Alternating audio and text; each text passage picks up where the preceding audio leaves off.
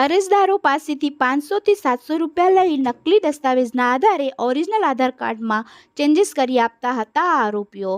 ત્યારે આખરે રાજકોટ શહેર ક્રાઇમ બ્રાન્ચ દ્વારા આ 6 આરોપીઓની ધરપકડ કરવામાં આવી છે। ગાંધીનગર ક્રાઇમ ન્યૂઝમાં આપનું સ્વાગત છે। 6 પૈકી 2 આરોપી સાર્થક બોરડ અને ધનપાલ બોરિયા નામના વ્યક્તિઓએ આધાર કેન્દ્રની મંજૂરી મેળવી હતી અને રાજકોટના હનુમાન મઢી ચોક ખાતે આધાર કાર્ડ જનસેવા કેન્દ્ર ખોલ્યું હતું, જેમાં બિપિન ઉર્ફે વિશાલ ચોવટિયા અને જુગેશ પેસરા નામના આરોપી ગ્રાહકો શોધી લાવતા, જ્યારે રવિ ધધણિયા અને હરેશ સાકરિયા નામના આરોપી ફોટોશોપ સહિતના સોફ્ટવેરના માધ્યમથી ડોક્યુમેન્ટ એડિટ કરતા હતા।